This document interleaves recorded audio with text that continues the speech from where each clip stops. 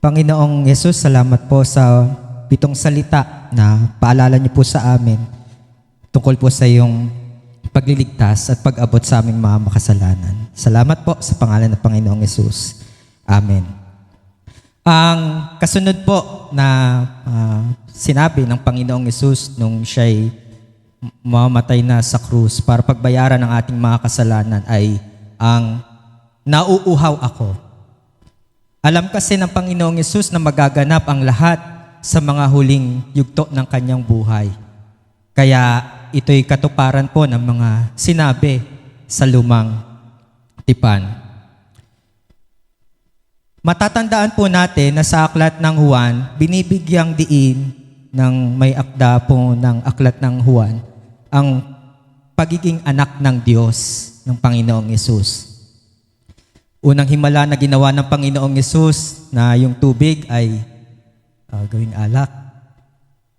Pero ang Panginoong Yesus din po ang nagsabi doon sa babaeng nag-iigib ng tubig para mapawi yung kanyang uhaw na kung sino man yung iinom doon sa sinasabi ng Panginoong Yesus na tubig na nagbibigay buhay ay hindi na mauuhaw kailanman sapagkat dadaloy sa kanya ang ilog, bukal ng tubig na nagbibigay buhay. Ang tubig na nagbibigay buhay po ay ang Panginoong Yesus. At marami pa siyang mga himala na ginawa, mga pinagaling ng mga may sakit, pinalayas ng mga sinasapian ng demonyo, yung demonyo, at palatandaan na siya ay anak ng Diyos. Pero mga kapatid, batay dun sa sinabi ng Panginoong Yesus, ikalimang huling salita niya nung nakapako siya sa krus, na nauuhaw siya, ay kumakatawan doon sa kanyang pagiging tao.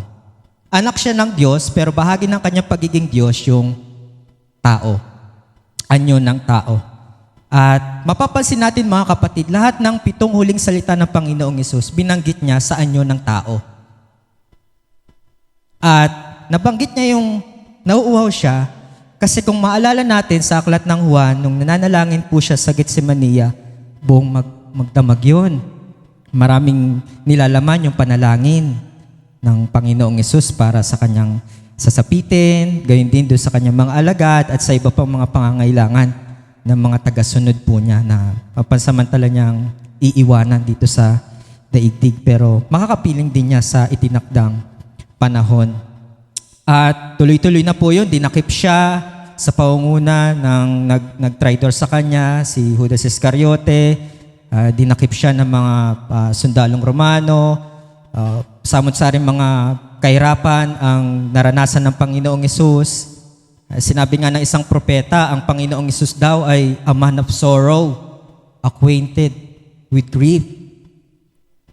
Siya yung tao na nakaranas ng hapdi at paghihirap. At naranasan niya nung siya ay nagkatawang tao na napako siya sa krus para pagbayaran ng ating mga kasalanan. Si Jesus ay nasugatan dahil sa ating mga kasalanan. Siya yung nagbayad ng ating mga kasalanan. Kasi hindi naman siya talaga nakagawa ng kasalanan, subalit itinuring siyang makasalanan para sa atin. Mula nung panahon na yon, nanalangin siya sa Getsemania, naranasan ng Panginoong Yesus ang iba't ibang mga paghihirap, kinutya siya, nilait, hinamak, at dumating sa punto na siya ay nilapastangan ng mga sundalong Romano. At doon, makikita natin talaga yung pighati at hirap na dinanas ng Panginoong Yesus.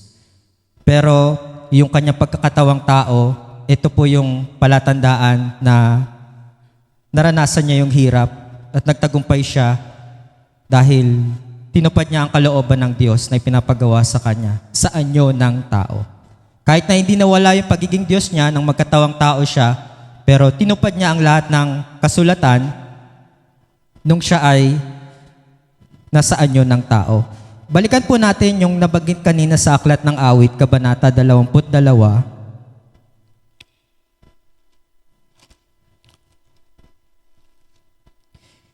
Awit, Kabanata 22. Makikita natin si Haring David dito na napapaligiran siya ng mga kaaway. At iba't ibang mga kahirapan, pagsubok din ang dinanas ng lingkod ng Diyos na si Haring David. Sabi niya po dun sa awit, Kabanata 22, talata 15, itong aking lalamunay, tuyong abo ang kagaya. Ang dila ko'y dumidikit sa aking ngalangala. Sa alabok, iniwan mo ako na halos patay na. Isang aklat din po sa awit, sa Kabanata 69,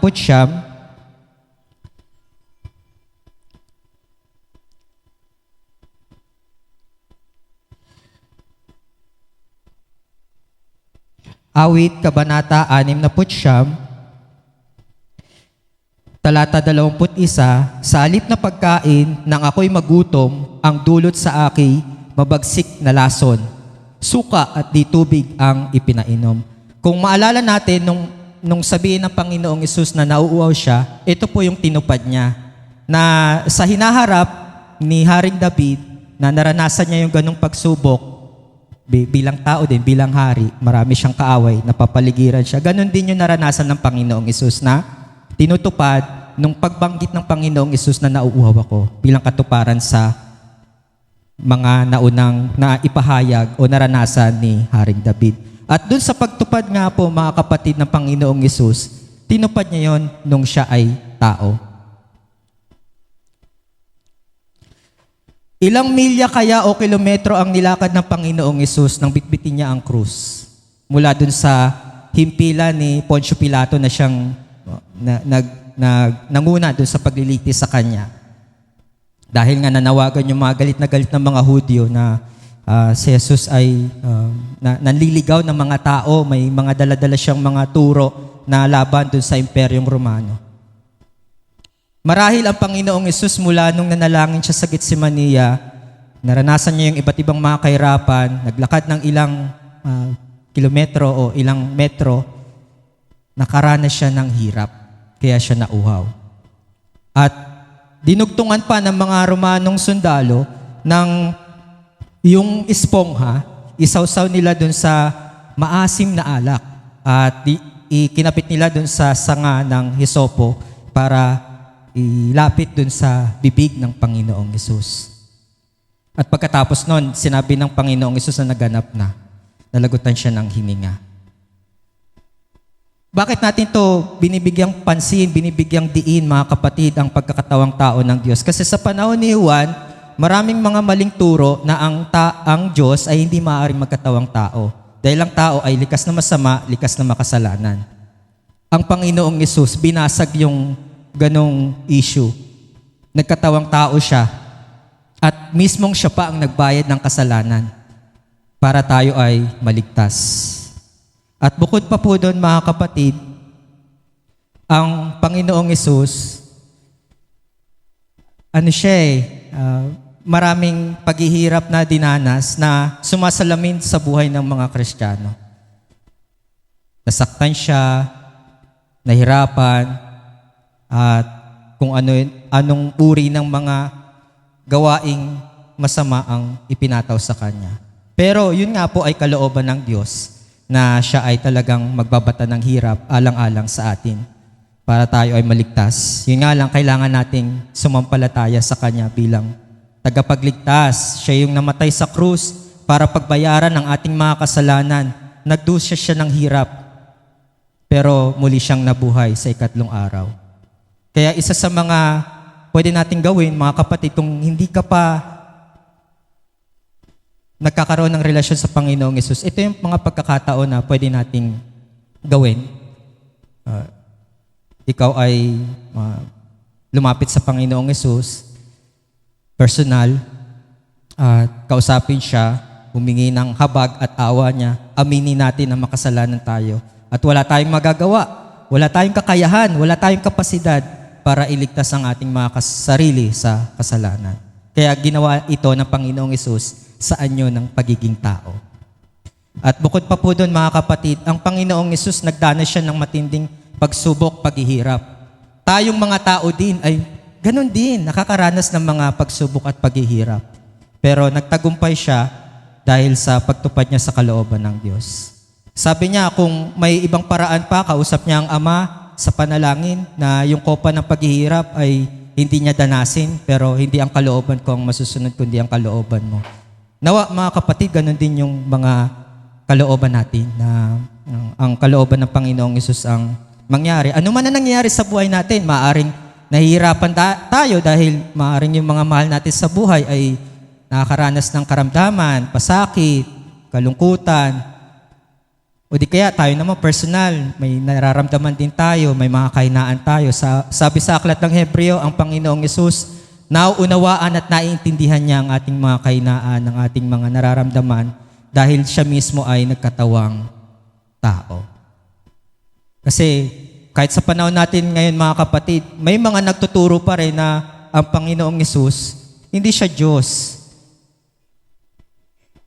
kundi tao lang. At maraming mga nagsasakripisyo ngayon, lalo na yung mga alay lakad o mga panata na nakapaa sila, may kanya-kanyang mga suot. Pero ang tunay na paglilingkod ay yung paglilingkod sa Panginoong Hesus sa pagtupad sa kalooban niya. Yun yung mahalaga mga kapatid na paglilingkod.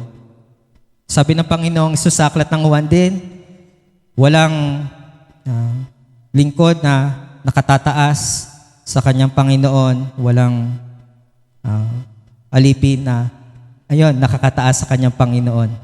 Walang nakatataas sa mga tagasunod sa kanyang guro. Kung ang Panginoong Hesus nagdanas siya ng hirap sa kanyang katawang tao, tayo din mga kapatid, lalo na kapag Kristiyano na tagasunod niya. Kaya kung ikaw man ay nakaranas din ng mga pagsubok, mga paghihirap, gaya ng Panginoong Hesus, dahil tao ka, normal yan mga kapatid. Ang tao na nagsasabing wala siyang problema, hindi siya nahihirapan. Magtanong tayo tungkol dun sa kanyang kondisyon. Salamat po mga kapatid sa pakikinig. Salamat sa Panginoong Hesus para dun sa paalala niya na siya ay nagkatawang tao.